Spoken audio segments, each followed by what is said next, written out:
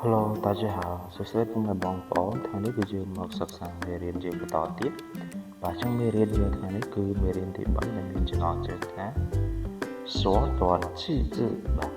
缩短句子បាទមានន័យថានិយាយប្រយោគខ្លីៗបាទ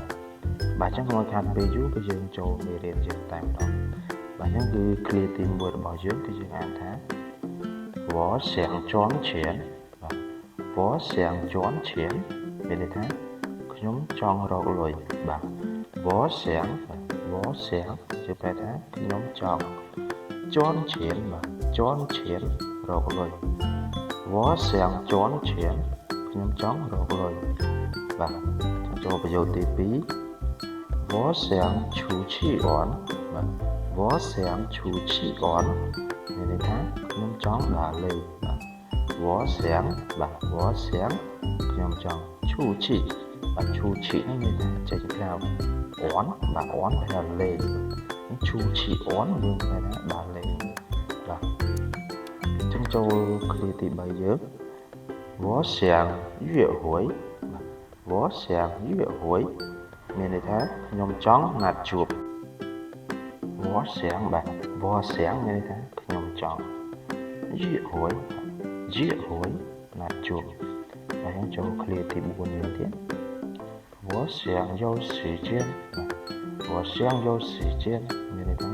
ខ្ញុំចង់មានពេលវេលាបាទ我想មានថាខ្ញុំចង់有បាទ有គឺយើងប្រែថាមាន时间បាទ时间ពេលវេលា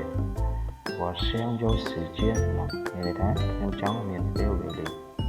ហើយយើងចូលឃ្លាទី5យើង我想去超市我想去超市មានន័យថាខ្ញុំចង់ទៅផ្សារទំនើបបាទ我想បាទ我想ខ្ញុំចង់去បាទ去យើងប្រែថាទៅ超市បាទ超市ផ្សារទំនើប我想去超市មានន័យថាខ្ញុំចង់ទៅផ្សារទំនើបចាំចូលឃ្លាទី6យើង我想谈恋爱បាទ我想谈恋爱បាទ我想មានន័យថាខ្ញុំចង់谈恋爱បាទ谈恋爱មានន័យថាមានស្នេហា我想谈恋爱ខ្ញុំចង់មានស្នេហាបាទអញ្ចឹងគឺសម្រាប់មេរៀនយើងថ្ងៃនេះមានតែប៉ុណ្ណឹងបាទអញ្ចឹងដើម្បីទទួលបានវីដេអូថ្មីៗកុំភ្លេចជួយចុច Subscribe Channel របស់ខ្ញុំបាទផងបាទសូមអរគុណសូមជម្រាបលា